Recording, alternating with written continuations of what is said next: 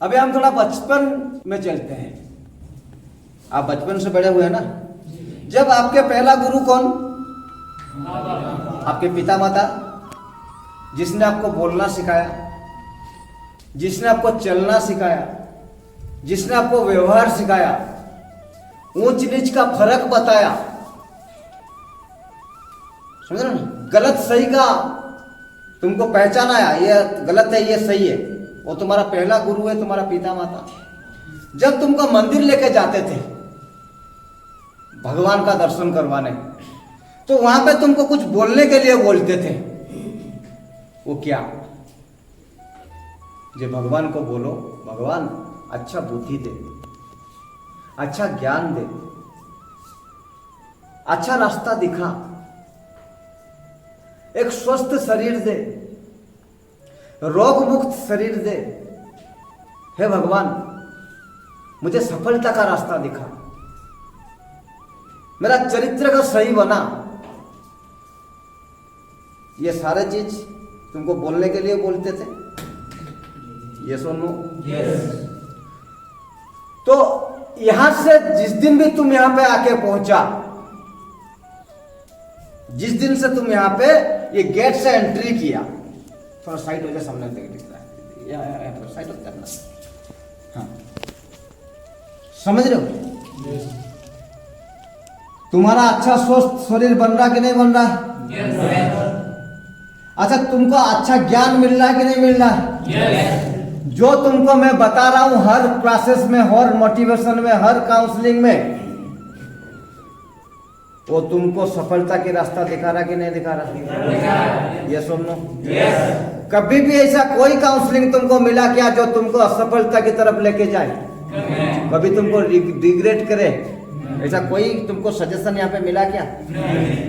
जब भी मैं तुम्हारे साथ कुछ बात करता हूँ, कुछ काउंसलिंग करता हूँ, कुछ मोटिवेशन देता हूँ, मैं बार बार आज भी बोल रहा हूं, मैं एक नसड़ी हूं,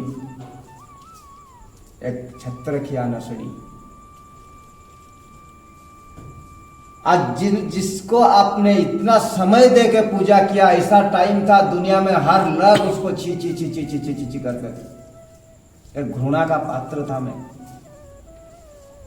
कोई दुनिया में ऐसा नहीं था जो मेरे बारे में एक अच्छा शब्द बोले, ना मेरा फैमिली, ना मेरा दोस्त, ना कोई बाहर का। किसी से भी मेरे बारे में पूछो, वो एक ही बात बोलता था, छी छी छी, गॉन केस। मतलब दुनिया में उसको रहने का कोई अधिकार नहीं है। भगवान का आशीर्वाद मेरे पे था, शायद मेरे से कुछ अच्छे काम उनको करवाने थे, समझ रहे हो? शायद कुछ अच्छा काम मेरे से होना था। मैं नशा करके, जैसा आकाश बोला कि मैं नशा करके इतना स्पीड गाड़ी चलाता था। मैं जब नशा ले लेता था ना, मैं एक ब्राउन शुगर एडिक्टेड हूँ, गांजा, मल्टीपल ड्रग एडिक्टेड हूँ, लेकिन मेरा choice of drugs brown sugar था। मैं जब ब्राउन शुगर ले लूंगा ना, बस गाड़ी के ऊपर बैठ जाना चाहिए। मैं कभी कभी भुवनेश्वर पहुंच जाता था, भुवनेश्वर में जाके किसी के घर पे जाके पहुंचूंगा, रात को मेरा हालत देखे वो सोने के लिए दे देते थे। सुबह उठ के पूछता था उनको, अरे मैं यहाँ कैसे पहुंचा? बोलता तुम खुद आया। कैसे? गाड़ी चला के आया, कार ड्राइव करके। हाँ, मतलब पूरी रास्ता में नशे में गाड़ी चलाता था। ये सुन लो। भगवान, मैं जो दोस्त मेरे पास बैठते थे ना साइड में, वो मुझे एक बात बोलते थे कि भाई 2 इंच रह गया था बस ट्रक को ठोकते ठोकते, इतना स्पीड गाड़ी चलाया। मैं पूरा सीट बेल्ट पहन के बैठा, डर लग रहा था कि भगवान किसी भी करके कैसे इसके गाड़ी में दोबारा कभी नहीं बैठूंगा, दोबारा भगवान मैं कसम खाता हूँ, बस आज कुछ ही तरह, आज किस तरह एकदम अच्छी से मुझे पहुंचा दे, जिंदा रख दे, दोबारा गाड़ी में नहीं बैठूंगा। तुम इतना स्पीड गाड़ी चलाता था, लेकिन तुम्हारा कुछ नहीं हुआ। आज तक यहाँ पे कोई प्लास्टर नहीं लगा, कहीं पे भी मेरा कोई सर्जरी नहीं हुआ, मेरा कोई इतना बड़ा एक्सीडेंट भी नहीं हुआ। लेकिन जितना नशा खा के मैं गाड़ी चलाता था, निश्चला नशा खा के मैं जो जो दुष्कर्म किया, मैं ही जानता हूँ। मेरा बायोडाटा, मैं बोला ना, आपका बायोडाटा खुद आप बहुत बेहतर जानते होंगे, तो मेरा बायोडाटा मैं जानता हूँ कि मैं किस किस कैसे कैसे गलत काम करते करते भी आज जिंदा हूँ। तो भगवान ने अगर मुझे जिंदा रखा ना, शायद मेरे से कुछ अच्छा काम उनको करवाने हैं, मेरे से कुछ अच्छा काम होने वाला है। समझ रहे हो? तो जिस दिन से तुम यहाँ पे आया, मैं तुमको एक ही चीज बोल रहा हूं कि लाइफ में प्रोग्रेस कैसे किया जाए, नशा मुक्त कैसे, तुम नशा मुक्त रहोगे, मेरा फायदा है, खुद का फायदा है। किसका फायदा है? खुद का। अरे तुम जितना मेरा टैलेंट देख रहे हो, आज गुरु दिवस में मैं तुमको बोल रहा हूं, जितना टैलेंट तुम मेरे में देख रहे हो, उतना से मुझे भी तुम लोग जज कर रहे हो कि नहीं कर रहे हो? कुछ काउंटिंग मुझे कर रहे हो कि नहीं कर रहे हो? जी। अगर उतना टैलेंट, उतना लेबर, उतना एनर्जी मैं किसी भी कंपनी के लिए देता जाके, या कोई भी बिजनेस करके वो एनर्जी वहां पे इनपुट करता, मैं सक्सेस बनता कि नहीं बनता? यहां से बहुत ढेर सारा ज्यादा पैसे वहां पे भी कमाता कि नहीं कमाता? यहाँ पे जितना टेंशन मुझे लेना पड़ रहा है, अरे यहाँ पे आज का डेट में सोचो 22-25 लड़के हैं, 25-30 लड़के हैं, तो 30 लड़के का 30 गार्डियन तो होता होगा ना? आपका सब यहाँ पे डाल के भूल गए। आपका घर में कोई बहन भी है, भाई भी है, पिता माता सब है, रोज मेरे पास कॉल आता होगा कि नहीं आता होगा? वो तो ऐसा नहीं कि बोलते होंगे अरे ठीक है रख देते हैं, ऐसा होता होगा क्या? नहीं, उनसे घंटों बात करना पड़ता होगा, उनको काउंसलिंग करना पड़ता होगा। आप निश्चिंत रहिए, आपका लड़का मेरे पास महफूज है, ठीक है, स्वस्थ है, ऐसा उसका डेवलपमेंट हुआ है, ये उसका नेचर है, ऐसा उनका यहाँ पे खाना बढ़ गया है, ये हो गया, जो कुछ भी मुझे बोलना पड़ता होगा कि नहीं बोलना पड़ता होगा? तो अगर 30 लड़के आज के डेट में हैं, तो कम से कम 10 फोन तो आता होगा, जिनसे कि मैं कम से कम 15 मिनट बात करता होगा। कितना टाइम गया आप में से? मैं यहाँ पे आपके पास कितना टाइम बिताता हूं? अगर इतना टाइम मैं दूसरा कहीं देता, कोई भी काम करने के लिए, सफल बनता कि नहीं बनता? तो ये काम क्यों, ये मैं क्यों कर रहा हूं? मेरा ऑफिस बर्बाद हुआ, मैं कुछ नहीं कर पाया, मेरा फैमिली डिस्ट्रॉय हुआ, मैं कुछ नहीं कर पाया, मेरा बॉडी डिस्ट्रॉय हुआ, मैं देखता रहा, कुछ नहीं कर पाता। पूरा एड मौके पे, लास्ट मोमेंट में भगवान का आशीर्वाद मेरे पर था। कोई फरिश्ता आके मेरे पिताजी को बोला कि डी एडिक्शन सेंटर एक नशा मुक्ति केंद्र है, शायद वहां पे उसको भेजने से वो ठीक हो सकता है। ये फरिश्ता था मेरे लिए। पिताजी का कंठ में सरस्वती बैठ गए और दिमाग में गणेश जी। उनका बुद्धि बोला कि नहीं, सच में लाके वहां पे एडमिट करते हैं। मेरा लाइफ ट्रांसफॉर्म हो गया दोस्तों। मैं उस मंदिर में जाके पहुंचा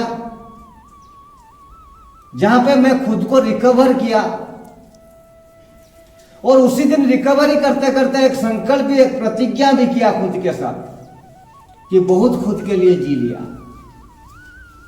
मैं ऐसा कुछ जाने के बाद करूंगा, खुद के साथ साथ दूसरों का भी भला।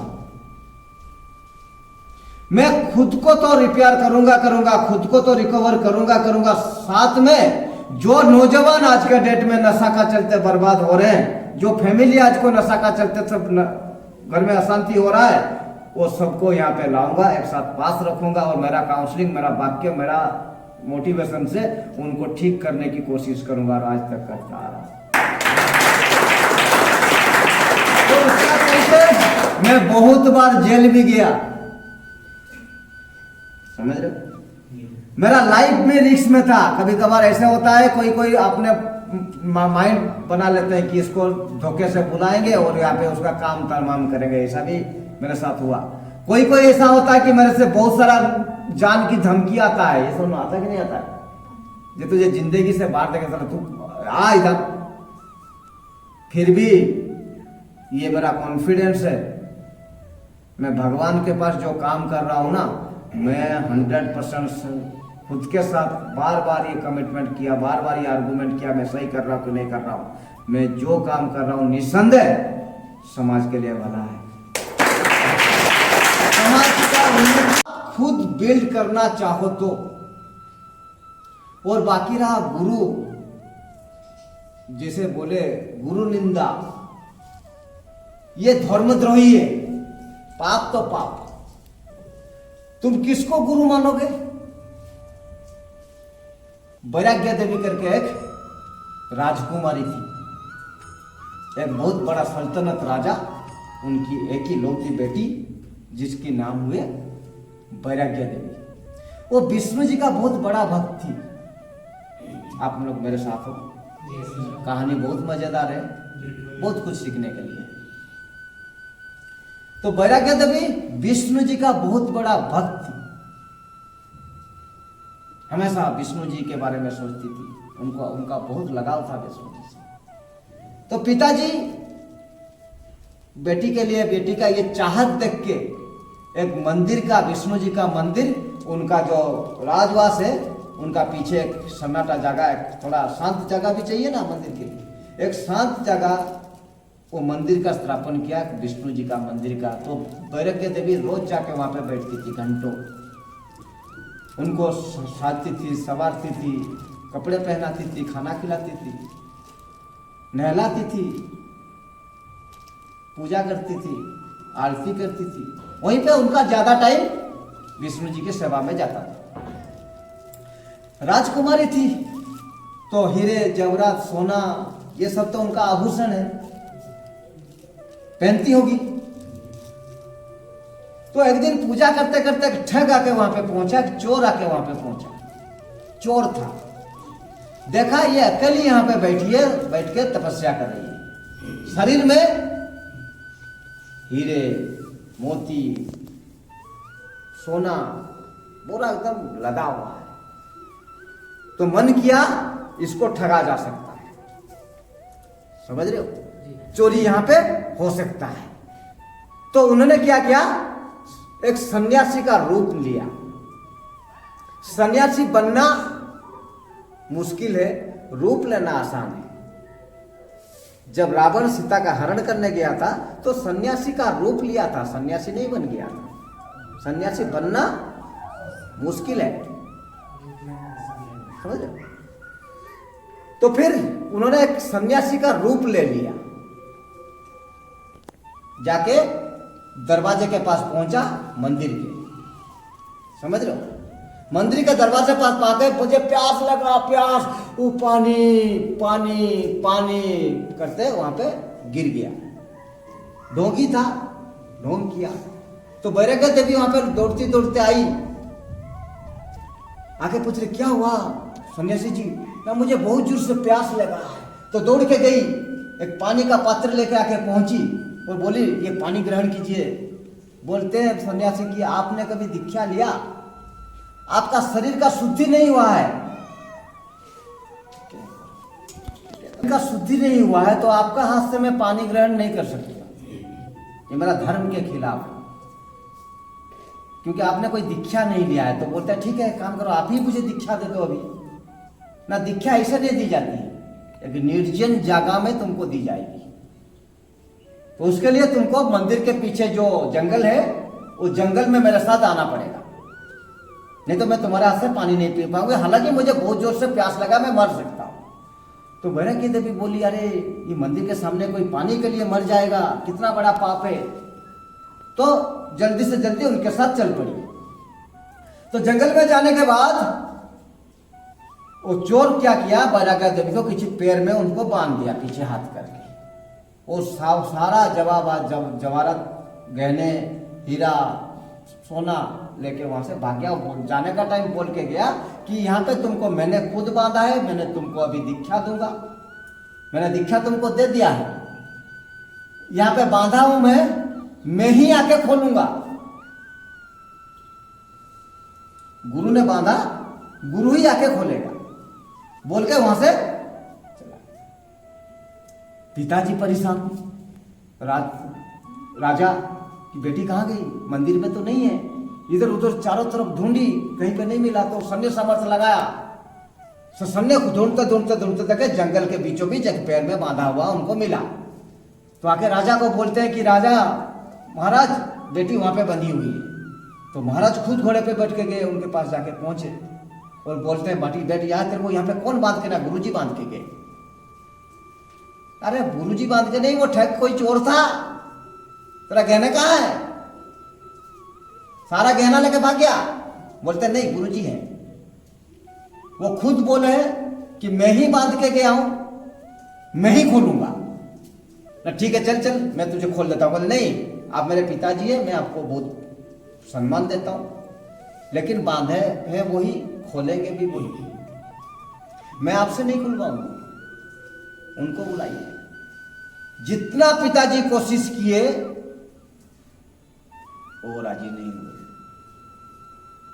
तो पिताजी मजबूरन वहां से चले गए ताकि दूसरा कोई बुद्धि लगाए। एक दिन हो गया, मंदिर भी खाली, क्योंकि वो तो उनका पर्सनल मंदिर था ना, महाराज बेटी के लिए बनाए थे। तो मंदिर में घंटी नहीं बजा, प्रसाद नहीं चढ़ा, आरती नहीं हुआ, तो भाग गई लड़की। आज तो कोई पूजा नहीं हो रहा है वहां पे। तो मैनेजर को बुलाए। मैनेजर कौन? नारद। हाँ, जा ढूंढ के आ, कहां गई लड़की। तो उन्होंने दिव्य दृष्टि से देखा कि वहां पे बंधी हुई है, जंगल के बीचों बीच एक पेड़ में। तो दोनों सैन्य वहां पे जगे हुए हैं कि महाराज उनको जो सैन्य वहां पे डिप्यूट कर दिया, तो मैं खुल नहीं पाऊंगा, तुम यहाँ पे उसको जग कर रहो, ताकि दूसरा कोई बुद्धि लगाऊंगा कैसे उसको खोला जाए। तो नारद जाके खुद पहुंचे, आदेश दिए कि जाओ जाके वहां पे खोलो उसको। जाके पहुंचे, बोलते हैं मैं आ बेटी, मैं तुझे खोल देता हूं। बोलते नहीं, मैं आपसे नहीं खुलवाऊंगी। बोलते तुम क्या मुझे पहचानते नहीं हो ना, आप देवर्षि नारद हो, आपको कौन नहीं जानता, लेकिन मैं आपसे नहीं खुलवाऊंगी। ना रे, वो कोई चोर था, कोई ठग था, तुमको ठग के चला गया। समझने की कोशिश करो, वो दोबारा नहीं आएगा ना। हाँ वो आएंगे ना, ये झूठ है ना, कैसे झूठ है। जिनकी दीक्षा देने के मात्र से ही 2 दिन में नारद जी का दर्शन हो गया, वो कैसे ठग कर सकते हैं। मैं आपसे नहीं खुलवाऊंगी। तो नारद जी भी फेलियर। फिर जाके पहुंचे, जब वो मैं बहुत कोशिश किया लेकिन नहीं हो पाया, समझ, मैं नहीं खोल पाया। तो बहुत बड़ा भक्त थी, फिर क्या करते, खुद उतर के आना पड़ा, शंख चक्र गदा पद्म लेके आके पहुंचे, साक्षात दिए बेटी को, वैराग्य देवी को, और बोलते हैं मैं, क्या भाग्य मेरे, मैंने इतना पूजा आपका किया, मैं उतना आपका सवारा, इतना आपका मैंने आरती किया, लेकिन आपका दर्शन, एक दर्शन मिलने के लिए मैं क्या कुछ नहीं किया भगवान, लेकिन आपसे नहीं खुलवाऊंगा। बोलते अरे मैं बोल रहा हूं ना, आप बोलने से क्या होगा। जिसके बांधने के मात्र से ही 2 दिन में देवर्षि नारद का दर्शन हो जाता है, और 3 दिन में स्वयं का दर्शन हो जाता है, उससे बड़ा गुरु और कौन।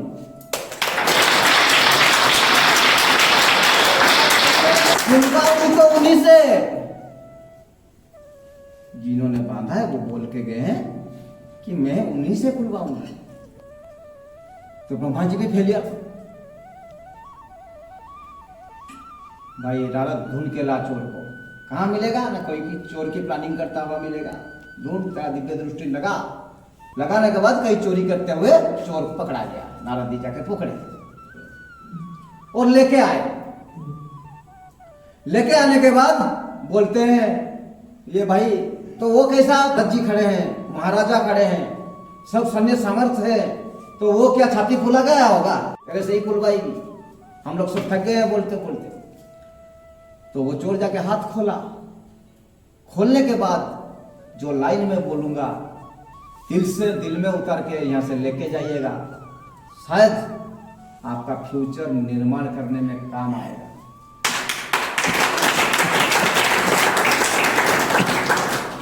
समझ रहे हो? जी। वो बोल रही है, गुरु गोविंद दोनों खड़े हैं, किसे लगू पाए।